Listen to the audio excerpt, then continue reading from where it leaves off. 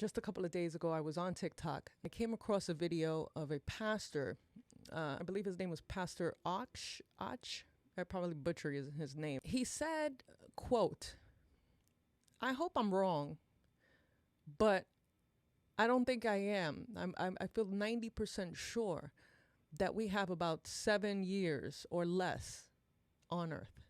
And when I heard that, right before I was leading up to making this video and reiterating these things that the Lord showed me back in 2023, and I'm doing the math, we're 6 years away from 2030. When I heard this pastor say that, I couldn't agree more. And in light of all of these things, one of the things that the Lord showed me and highlights to me, in the 9th hour, he cried his last cry. 2023, we're 9 years away from 2032, as if to say, this is my last cry to the world. There's other things that went on in that year, very, very significant for me in my life. And I want to just share that with you, not in a way that I want to glorify myself in any way. I am nothing if it would not be for Jesus. But just to maybe further validate, I guess, the things that I'm speaking about. That very same year, a few months after this dream that I had a second dream. And this second dream came after a speaking engagement. I was invited to a speaking engagement. After the speaking engagement, we went out to have lunch. Me,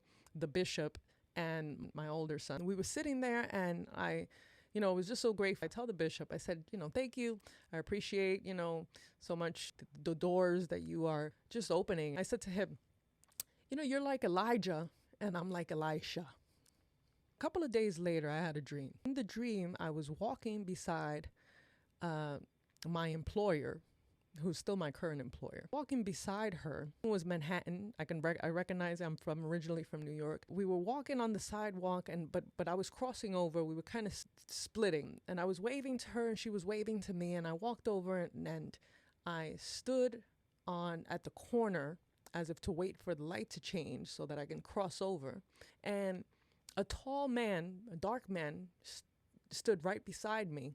And he said to me, "Where are you off to?" I looked at him and I said, "I'm going to work." And he said, "Where do you work?" And I said, 47th and 7th. Now, 47th and 7th is an intersection in Manhattan, in New York City. And right then and there, I woke up. When I woke up, because I had already had this experience of prophetic interpretation of numbers, I go and I look to see what 477 means. It says, in the Hebrew, Elisha. Exactly what I had told the bishop when we were sitting there for lunch.